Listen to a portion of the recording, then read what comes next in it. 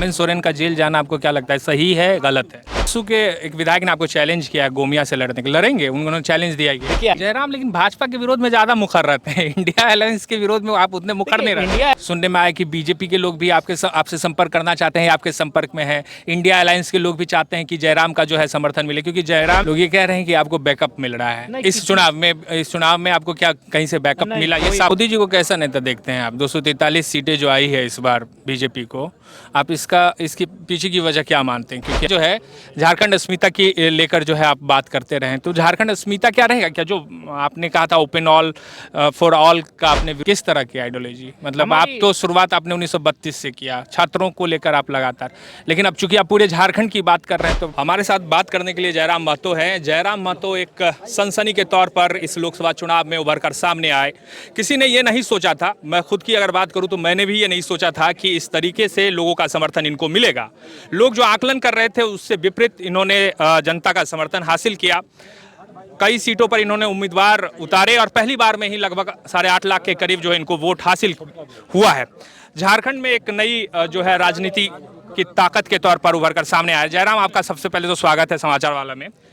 सबसे पहला बात तो स्वागत ठीक है, लेकिन आप जंगलों में कहाँ खो गए थे राज भैया, ये बताइए तो। जंगल में भी तो जाना चाहिए ना। नहीं, जंगल में आप खो ही गए थे। आपका एक भी वीडियो हम लोग को ना रांची टाउन में दिख रहा है ना कहीं दिख रहा है। कहाँ राज भैया कहाँ है? ना जंगलों में है, जंगलों में है। जंगल का भी तो बात आना चाहिए ना। ठीक है, तो पारसमल का जंगल आप क्यों नहीं आए? आएंगे, वहाँ पे आप लोग हैं, आप लोग मेहनत कर रहे हैं इसलिए। चलिए, खैर, अच्छा एक चीज बताइए जयराम, आपने साबित तो कर दिया कि राजनीति के पीच पर एक लंबे रेस के घोड़े के तौर पर कहें या खिलाड़ी के तौर पर कहें, आप खेलने वाले हैं इस पारी को। आगे सबसे बड़ा सवाल ये है कि जब आप उभर रहे हैं तो आपके सामने चुनौतियां भी हैं, क्योंकि जो लोग आपके सामने हैं वो काफ़ी ताकतवर हैं, उनकी ताकत है। तो आप अपने आप को किस तरीके से देखते हैं इस रिजल्ट के बाद, और आगे आपका क्या मतलब सोचना है? जो विधानसभा चुनाव है उसको लेकर क्या सोच रहे हैं, क्या तैयारी है? हाँ, देखिए, सबसे पहले आपके चैनल के माध्यम से तमाम मतदाताओं का आभार प्रकट करते हैं, जिनके माध्यम से हमें अपार जन समर्थन मिला। और जहाँ तक विधानसभा चुनाव का प्रश्न है, वहाँ हम लोग लोकसभा में बहुत सारी चीज़ें सीखे हैं, काफ़ी चीज़ें हमें सीखे हैं। जो एक चुनाव में होता है वो सारी चीज़ें हम लोग के साथ घटित हुए और तमाम लोगों का समर्थन मिला, तो पीठ पीछे अपने लोगों का दगा भी मिला। तो बहुत सारी चीज़ें हम लोग सीखे हैं और उनमें सुधार करते हुए विधानसभा का चुनाव हम लोग एक नई मजबूती के साथ और नई ऊर्जा के साथ लड़ेंगे। झारखंड में जो यूपीए गठबंधन है, इंडिया अलायंस है, उनको 5 सीटें मिली है और आपके जितने भी उम्मीदवार हैं, कहीं पर आप तो खुद 3.5 लाख वोट लाए हैं अपने इलाके से, लेकिन 1 लाख 1.25 लाख के आसपास में आपके लगभग उम्मीदवारों को वोट मिला है, और वो भी उस तरह के कॉन्स्टिट्यूंसी में जहाँ पे कि कांग्रेस और जेएमएम और बीजेपी एक बड़ी ताकत के तौर पर रही है। तो ये जो आपको वोट मिला है, ये वोट किनका है? कौन लोग आपको वोट दे रहे हैं, ये भी जानना जरूरी है, क्योंकि लोग ये कहते हैं कि एक खास कम्युनिटी का लीडर जयराम है, इस वजह से सिर्फ महतो कम्युनिटी या जो ओबीसी कम्युनिटी है उन्हीं का वोट जयराम को मिला है। तो ये जो वोट मिला है, इस वोट के बारे में बताइए।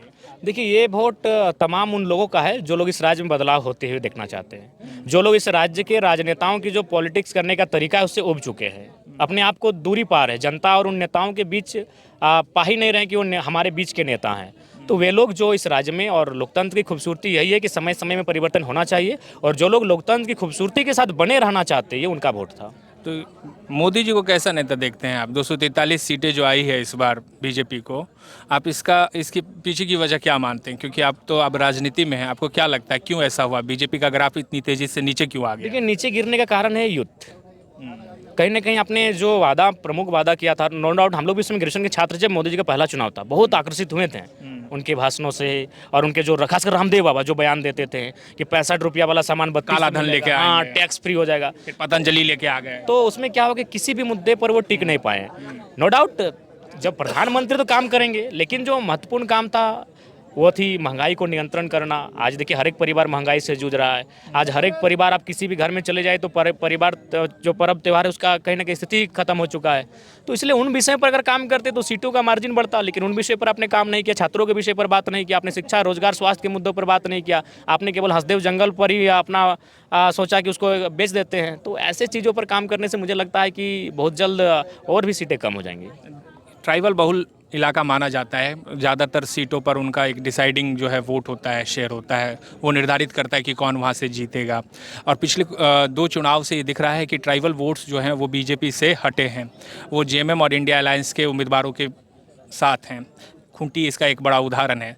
आपको क्या लगता है कि आपके साथ क्या ट्राइबल यूथ हैं? क्योंकि मैं ज़्यादातर ये देखता हूँ कि ट्राइबल यूथ जो है ख़ास तौर से ना तो बीजेपी की सभाओं में दिखते हैं, आपकी सभाओं में भी भले हो सकता है कि, लेकिन उनकी संख्या जो है बहुत कम के संख्या बराबर। कम है, ये सत्य है, चूँकि समय लगेगा। और हमारे ही डुमरी विधानसभा में मायापुर गांव है जहां 50% ट्राइबल वोट्स हमें मिले उस बूथ से। तो ऐसा नहीं है, पढ़े लिखे नौजवान हमारे साथ आ रहे हैं और भारी संख्या में आ रहे हैं, लेकिन जैसे जैसे विधानसभा के नज़दीक हम लोग जाएंगे और बेहतर परिणाम देखने को मिलेंगे। हेमंत सोरेन का जेल जाना आपको क्या लगता है, सही है गलत है? देखिए, अगर एज ए झारखंडी देखा जाए तो मेरे हिसाब से ईडी का जो ये रवैया है ये पूरे देश को ही पसंद नहीं आएगा।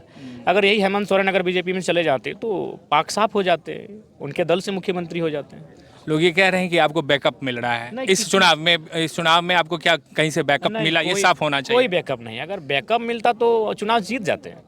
बैकअप मिलता तो चुनाव जीत जाते हैं। सिर्फ हम लोग अपने संघर्ष के दम पर यहाँ तक आए हैं। अगर कोई भी बैकअप मिलता तो चुनाव को ही हम लोग जीत जाते, एक सीट तो जरूर निकालते हैं। आप साबित तो कर दिए, अब तो बैकअप देने के लिए लोग तैयार खड़े हैं। सुनने में आया कि बीजेपी के लोग भी आपसे संपर्क करना चाहते हैं, आपके संपर्क में हैं। इंडिया अलायंस के लोग भी चाहते हैं कि जयराम का जो है समर्थन मिले, क्योंकि जयराम जो है वो वैकेंट जगह जिसको कि सुदेश महतो या आसू पार्टी भरती रही है उसमें सेंधमारी कर चुके हैं। तो आपके पास क्या ऑफर आ रहे हैं या इस तरह के ऑफर आते हैं तो आप? ऑफर अभी अखबारों में है, धरातल पर नहीं आए हैं, लेकिन उन ऑफरों के लेकर हम लोग स्पष्ट है कि हम लोग एक नई आइडियोलॉजी के साथ ही पॉलिटिक्स में बढ़ेंगे, जहाँ तक होगा, जैसा संभव होगा। किस तरह की आइडियोलॉजी? मतलब आप तो शुरुआत आपने 1932 से किया, छात्रों को लेकर आप लगातार, लेकिन अब चूंकि आप पूरे झारखंड की बात कर रहे हैं तो सरांडा, आप चूंकि जंगल की बात कर रहे हैं तो सरांडा की कहानी कुछ अलग है, पाकुर की कहानी कुछ अलग है। तो वो क्या विचारधारा होगी जिस विचारधारा की आप बात कर रहे हैं? देखिए, विचारधारा सबसे पहली बात है कि इस देश को बदला अगर कहीं से जा सकता है तो सदन के भीतर से बदला जा सकता है, कानूनों के माध्यम से बदला जा सकता है। तो सबसे पहले कानूनों में संशोधन होना चाहिए, या फिर जो कानूनी झारखंड को संरक्षण देने के लिए उन कानूनों को मजबूत करना चाहिए। CNT SPT कानून है, तमाम जो इस राज्य को संरक्षित करती है उन कानूनों को मजबूत करना चाहिए। तो मेरे हिसाब से हम लोग अगर राजनीति में आते हैं तो विशेषकर उन विषयों पर काम करना पसंद करेंगे जहां से लोगों को एक हताशा मिल रही है। मेरा सवाल इसलिए है, मैं 2-3 सवाल मात्र लूँगा क्योंकि और लोग भी हैं यहाँ पर। तो झारखंड अस्मिता जो है, झारखंड अस्मिता की लेकर जो है आप बात करते रहें, तो झारखंड अस्मिता क्या रहेगा? क्या जो आपने कहा था ओपन ऑल फॉर ऑल का आपने विरोध किया, या फिर जो बाहरी लोगों को नौकरी मिल रहा है, इसको आप जारी रखेंगे या फिर इसको आप थोड़ा सा जो है धीमा करेंगे? ये जो आपका विरोध का जो ये, देखिए, सबसे पहला बात है, हम लोग झारखंडियत के मुद्दे के साथ किसी प्रकार का समझौता नहीं करेंगे। मैंने इस बात को कभी नहीं कहा कि जो इस राज्य से संबंध नहीं रखते हुए चले जाएं, ये केवल एक भ्रम फैलाया जाता है। मैं बार बार यही कहूँगा कि जिस प्रकार तमिलनाडु में यूपी बिहार झारखंड के लोग रहते हैं, जो सम्मान उनका वहाँ है, हमारे राज्य में बाकी राज्यों का वही सम्मान है, लेकिन वहाँ के मूल जो अधिकार हैं उनमें उस राज्यवासी का ही योगदान रहेगा, राज्यवासी का ही अधिकार रहेगा। आज भारतीय जनता पार्टी देखिए ना, उड़ीसा का क्या चुनाव लड़ी, वो केवल और केवल पांडियन के मुद्दे पर लड़ी है, केवल का सलाहकार थे। जो सारा मुद्दा, चूंकि हम दिल्ली गए थे तो उनके एक IT सेल का लड़का भी मिला, एकदम सारा व्हाट्सएप में खोल के दिखाया कि हमारा स्लोगन क्या था, पांडियन नहीं चलेगा उड़ीसा में, वो साउथ के थे। हमारे यहाँ छत्तीसगढ़ के CM चलेंगे उसी भाजपा में, लेकिन वहाँ उड़ीसा में नहीं चलेंगे। तो दोहरी नीति आपकी। जयराम लेकिन भाजपा के विरोध में ज्यादा मुखर रहते हैं, इंडिया अलायंस के विरोध में आप उतने मुखर नहीं रहते। इंडिया अलायंस गवर्नमेंट में नहीं रही है, केंद्रीय गवर्नमेंट में नहीं रही। जब हम राज्य, अच्छा मेरी पहचान तो राज्य सरकार से बनी है, हम तो मुखर रहे राज्य सरकार में, लेकिन जब केंद्र की बात करेंगे तो भाजपा ही आएगी जो सरकार में है। देखिए, हम लोग 8वीं क्लास से पढ़े हैं भैया कि सवाल सत्ता पक्ष से किया जाता है, आलोचना सत्ता पक्ष की जाती है। हाँ, जब एज ए विधायक हम किसी को घेरेंगे तो किसी पार्टी का हम घेरेंगे और घेरते ही हैं, लेकिन ओवरऑल जब अगर हम सरकार पे बात करेंगे तो केंद्र में जो सरकार है, केंद्र की नीतियों की चर्चा हम केंद्र सरकार के खिलाफ करेंगे अगर गलत है तो, और राज्य के अगर मामले हैं तो हम राज्य पे बात करेंगे। आसू के एक विधायक ने आपको चैलेंज किया है गोमिया से लड़ने के, लड़ेंगे? उन्होंने चैलेंज दिया है। देखिए, ऐसे भी गोमिया हमारे लड़ने वाली सीट में ही आता है। देखिए, टुंडी, डुमरी, गोमिया, बैरमो, ये 4 सीटें हैं जिन पर हम चुनाव लड़ सकते हैं अपनी कॉन्स्टिट्यूंसी में। गिरिडीह लोकसभा के अंतर्गत आने वाले जो 6 विधानसभा हैं उनमें ये 4 विधानसभा जिनमें गोमिया भी आता है, चूंकि हम वहाँ सबसे ज़्यादा वोट हम लाए हैं, 70,000 वोट लेके आए हैं, तो वहाँ हम लड़ भी सकते हैं। और आदरणीय अगर महोदय इस तरह का बयान देते हैं और 2-3 बार अगर दिए तो चले आएंगे। आखिर में बताइए कितने विधानसभा सीटों पर लड़ने जाना है? 8-6 48, 2-46, गोड्डा बढ़ेंगे, जमशेदपुर बढ़ेंगे, खूंटी बढ़ेंगे, मतलब 50-55 के आसपास में। बहुत शुक्रिया। ये थे हमारे साथ जयराम महतो, जिनको सुन रहे थे कि आगे के विधानसभा चुनाव को लेकर इनकी रणनीति क्या रहने वाली है।